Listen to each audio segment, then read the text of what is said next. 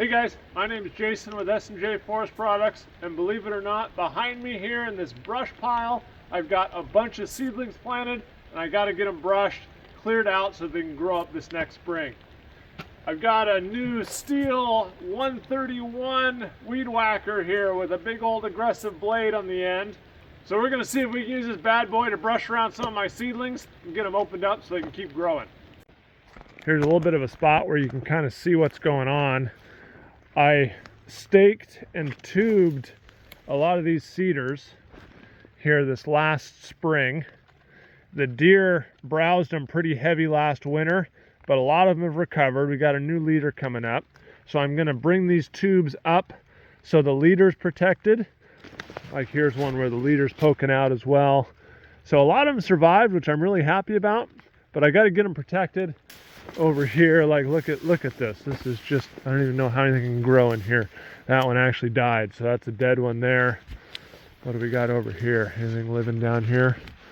This one also looks dead. There was a sequoia that didn't make it. So I got to get these things brushed so they can. Here's a little grand that needs some help. He looks pretty bad. I let them go all summer and I didn't brush them, and now they're in trouble. For me, it's important to use these stakes because obviously you can see this one, but when you start getting out into this really heavy brush, I'm going to be swinging this weed whacker around and I won't be able to see where the trees are if I don't have them staked out. I've got about half an acre here behind me between the road and my property line is just over here. There's a really long, skinny little sliver here. It's November 1st, so the leaves haven't quite come off all the stuff. I haven't got any snow yet. The snow really helps pack down this brush so I can find some of these trees, but I've got my machine, we're ready to go. So I want to see how long it takes me to take care of this area, this third or half of an acre, because this property is over 50 acres. So I got a lot of area. This is going to be my little test plot here to see how this goes with the whole brushing situation. So walking down in here, that blade does a really good job on the woody stuff. The grass is a little bit trickier. A little sequoia there. But I'm learning you really have to brush out around these trees, and I need to do it in the spring and the summer, not in the fall so much, but I needed to catch up. And this little sliver right here between the boundary and the road is a really good spot to do that. I've got maybe 100 trees in here. My pink flagging is telling me that there's a tree there that's alive. So there's a little coastal redwood right there. Pink flag, it's alive. You really got to have flags because you come out here in the summer and you can't see anything. The sticks don't show up very well. You got to have that pink flagging so you can find your trees. So I flag them pink when they're alive, and if they have died, I'll do a pink and an orange. The orange tells me they're dead. So there's a little cedar there that died. And my theory is get the stake, leave the stake in the ground with the tube. You've done all the work to get it out here. Now you can come back in the spring, plant another tree, and you have all your infrastructure, so to speak, there. I have, I think, about 50% mortality right now. I lost quite a few trees because they got just completely covered in blackberries. Like in this area right over here, they just completely got grown over and shaded out. So those two are dead. I have to replant those in the spring. I'm quite sure that if I didn't come through and brush and let it go another year, I would have lost another 25% of those. So you really got to brush. The coastal redwoods are doing really surprisingly well.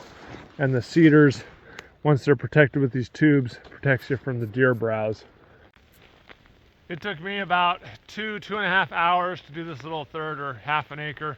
So, and I was learning how to run the machine, and the blade was giving me a little bit of trouble. I kind of got that figured out, or I'm learning how to use it. So I improved in the last half. The front half took me a little longer. But I figure with this situation, I'm not putting in stakes, but I am flagging and checking on the trees and moving the cones up and stuff like that, or the tubes. So I figure one guy can do about 2 acres a day doing this. So it's a big job, especially if you got a 20-acre site or a 50-acre site. You're going to need several guys for several days to get it brushed, flagged, cleaned up, and then once you find the sweet spot there, you can it'll go faster if you're just brushing. So probably with one guy and a weed whacker, if you're not screwing around with the flags and all that kind of stuff. Like in the spring, if you're going to come in and brush around your trees, you'll probably do 4 or 5 acres a day.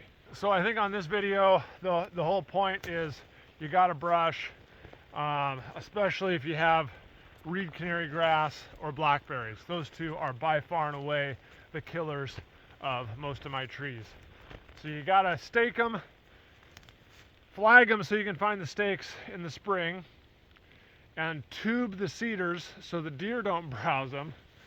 And then around May or June, come through with a weed whacker, brush a 3 or 4 foot circle around them, and then again maybe in September come through and do another brush. And you got to get them up 4, 5, 6 feet high so they're above the competition, they're above the deer browse, and after about 3 or 4 years you can let them grow, they're free to grow.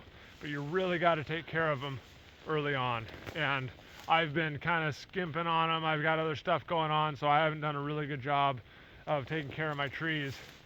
But I'm learning, and the whole goal here is, it took me a lot of time, a lot of money, and I've lost 3 or 4 years screwing around, not doing it quite right. So I want to pass all that knowledge on to you guys. So hopefully you enjoyed the video. Maybe you learned something. I'm still going to keep going on these trees, so check back for future videos on how things are going. So thanks everybody for watching, and we'll see you in the next video.